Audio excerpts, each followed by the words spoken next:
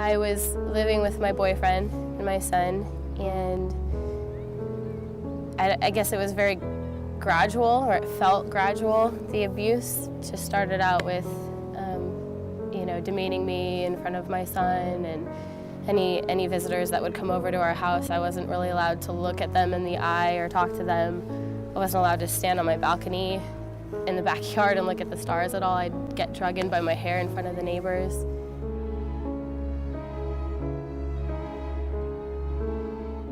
Danielle became involved with her abusive partner, and immediately when they moved in very quickly together, he verbally abused her, but on their move-in day, he physically abused her. Richard would interrogate me, and it would be, why did you do this? And I would try to say, well, I wouldn't have done it if this, or I did it because of that. And then he'd say, you always have a reason. And I felt trapped. It was like a loop, why did you do this? This is the reason. Don't give me a reason,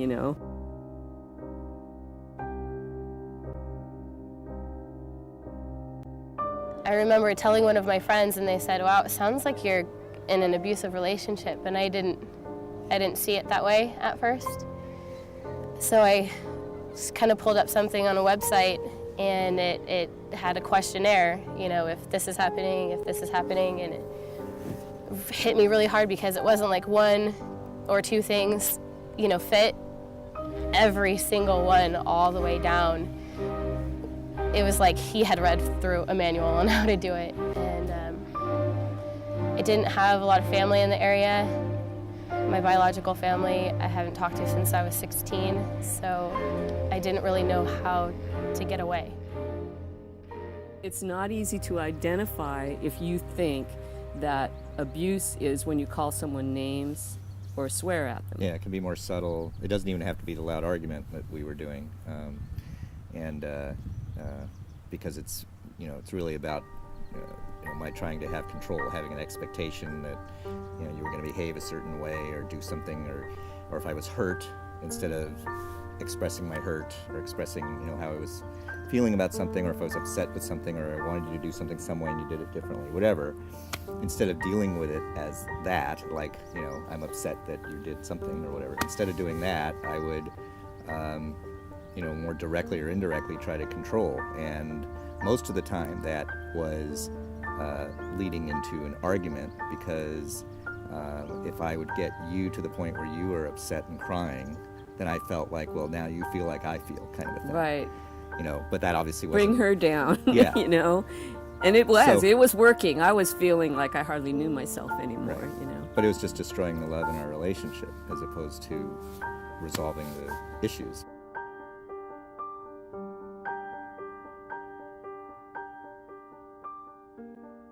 I felt guilty.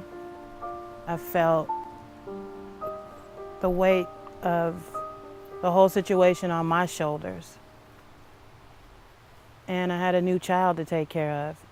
And that was, I think, my defining moment where I decided to get out.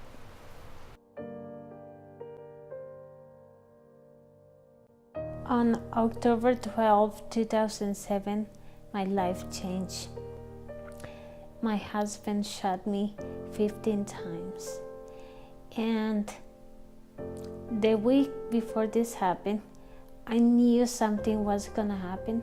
I knew he was gonna hurt me, but I didn't know he was gonna hurt me this bad. It was my granddaughter's birthday on July 12th, and we were celebrating her birthday, and James had been calling all day, leaving messages on her cell phone. We had the cell phone off, we just chose not to even accept his calls. And I left at about 6:15 p.m. on the evening of July 12, 2009. And by 7:00 p.m. I had a phone call. I was on my way home, and he had killed my daughter and kidnapped my granddaughter.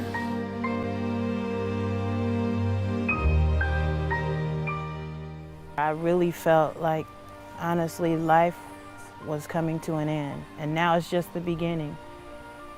thank you, Moz. They gave me hope, they gave me life, they gave me a new strength. They gave me so many positive words, so many reinforcing words, and a beautiful home, a family, and purpose to keep going. I didn't know when I was going down that roller coaster of thought and feeling and so on of how to get off before it became abusive. And that's really what the skills, what the things that you learn from Moz. I couldn't have got through all of this without the support I received from Moz, from the aspect of handling the court that we have to go to all the time, to the technicalities that happen in court, to burying a child. I've never thought that I would have to bury my daughter, and I couldn't have done that without especially Luz and Miriam at Moz. They actually came to the mortuary with me and helped me dress her and say goodbye to her. And that was a very important service that wasn't offered by anyone else. I don't think any parent is ready to bury their child.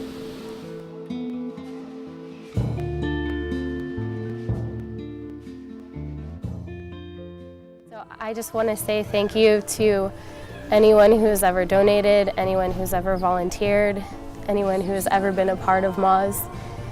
Thank you, because it has absolutely changed my life and my son's life. I don't know how I could have picked up the pieces without them being there. And it means a lot. And because of Moz, I can finally have a time where I think everything's gonna be okay, and it's not gonna be okay in 5 years from now, it's gonna be okay soon.